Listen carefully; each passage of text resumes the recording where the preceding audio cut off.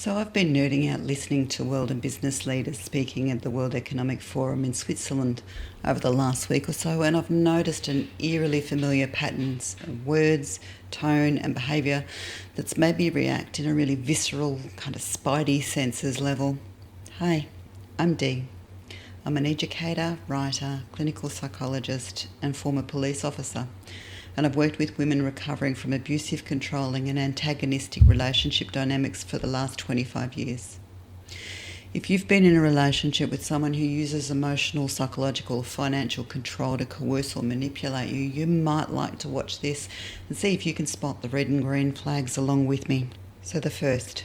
Canada gets a lot of freebies from us, by the way. They should be grateful also, but they're not. I watched your Prime Minister yesterday. He wasn't so grateful.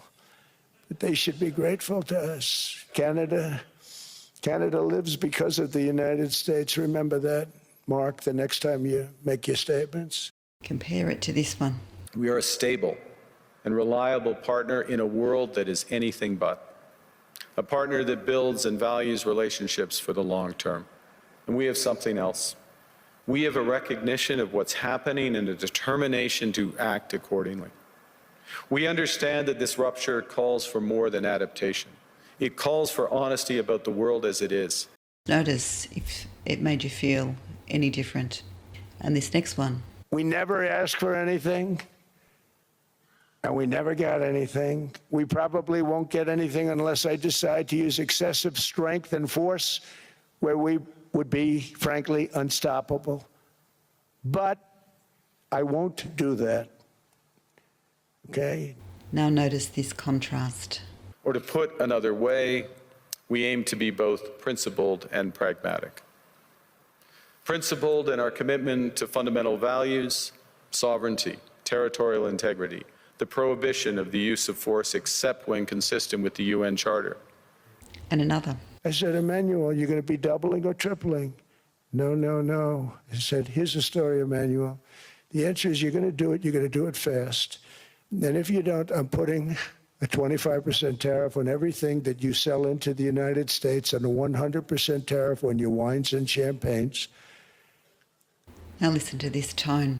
Canada strongly opposes tariffs over Greenland and calls for focused talks to achieve our shared objectives of security and prosperity in the Arctic. On plurilateral trade, we're championing efforts to build a bridge between the Trans-Pacific Partnership and the European Union. Another. And you're going to do it. I don't want to go public with it, but you may make me do that. No, no, Donald, I will do it. I will do it. It took me, on average, 3 minutes a country.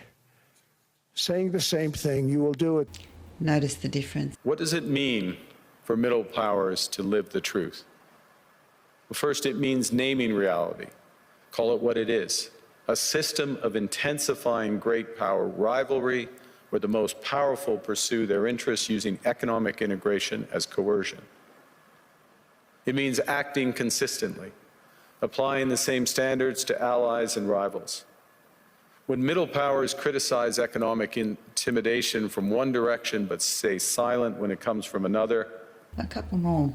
Greenland is a vast, almost entirely uninhabited and undeveloped territory.